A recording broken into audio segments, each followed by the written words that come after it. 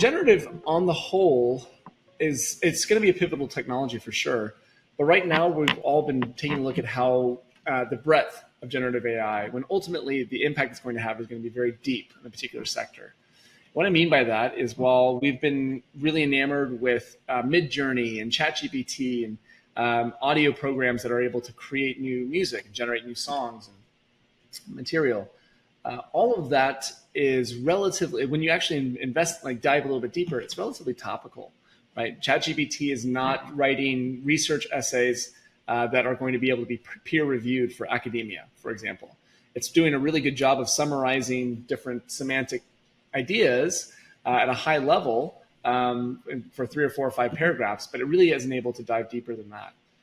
So the limitation is not in the different ways in which at a very topical level it can be applied.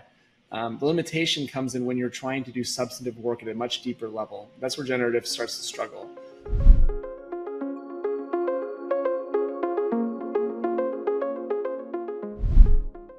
I fundamentally believe that artificial intelligence is designed to do one of 2 things. It's designed to either automate tedious activity or to enhance complex problem sets and to enhance the complexities so that you can make inferences and decisions more easily, right? So, for example, tedious tasks might be going through tabular data, trying to go through an Excel spreadsheet and find individuals who match a certain criteria. AI is going to be really good at automating that. Whereas making a complex decision as to whether or not we need to channel some of our OPEX this quarter into this new initiative, that's a much more complex decision that needs to be informed by artificial intelligence. Right? So intelligence is manifest in many, many different ways, and any academic or applied scientist is going to have a different perspective on how you define intelligence. But to put it succinctly, the human brain is constantly doing very complex things that need space and information and empiricism to make a good decision. And it also needs to alleviate the things that are very, very tedious. I think Generative's got a lot of that tedious knocked out of the park, right? Press releases, job descriptions, itineraries for trips. These are all things that Generative is going to just be able to handle. Painting simple paintings, right? It's going to be really great for that. But when you have to make a more informed, more complex, more intellectually complicated decision, you need a very different set of tools. And that's where deductive AI comes in. Deductive AI is designed so that the contextual relationships between subjects and objects that you're going to use in order to make a better decision, they can be presented to you in a way that's digestible.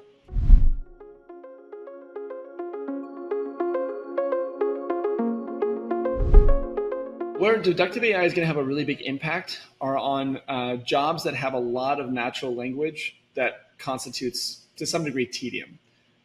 So what do I mean by that is if you're performing a diligence on a company, or you're doing discovery for a law firm, or you're performing an audit for a tax firm, these are all activities that require a lot of data to be synthesized, but you synthesize it relatively topically. Deductive AI can navigate those big corpuses of data really, really effectively. Turns libraries into Spark notes really, really effectively. So you can be better, more judicious about how you apply your capability. I've actually been talking about the risks of this for a long, long time. Maybe a decade ago, I started talking about how paralegals were actually the most at risk with the advancements in artificial intelligence, where paralegals are oftentimes trying to navigate big complex problems in the legal space by carving up a much smaller problem and then performing research and diligence to be able to get the discovery to the point where you can make a compelling legal case. So the people who are going to be most impacted are analysts at investment firms, young associates at tax firms, paralegals at law firms, hospital administrators in hospital systems, individuals who have to comb over large amounts of data in a relatively inefficient way because of the structure of these digital paradigms. Those individuals have the most to lose by the inculcation of deductive AI. There's a paradigm that I can totally imagine where a law firm may go from 4 partners, 10 associates, and 20 paralegals to 4 partners, 6 associates, and no paralegals because of the capabilities of deductive AI. That's a really big risk. And it also jeopardizes what we call the kind of the traversal middle stone for anybody who's trying to generationally traverse socioeconomic barriers, generational barriers that they may face, right? In other words, you may, perhaps your grandfather finished high school and your parents finished became paralegals and you become a lawyer, right? That's a general progression of growth, especially deploying a multi-generational American dream. Deductive AI can pose a real risk to that if we're not very intentional about how we mitigate that risk. And the best way to mitigate that risk from my perspective is to use a lot of the skills that were developed for individuals like paralegals, hospital administrators, associates, accountants, and turn that into instead data training responsibilities.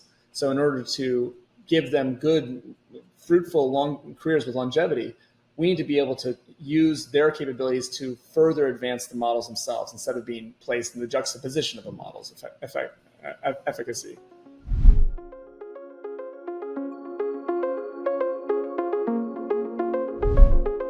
How do you both embrace new technology while being really cognizant of your OpEx and probably ultimately minimizing CapEx spend?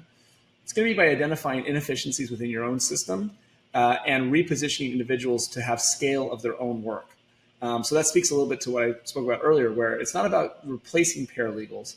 It's about enhancing paralegals' ability so that fewer of them can do more work and perpetually train a model to become more and more adaptive to your business space.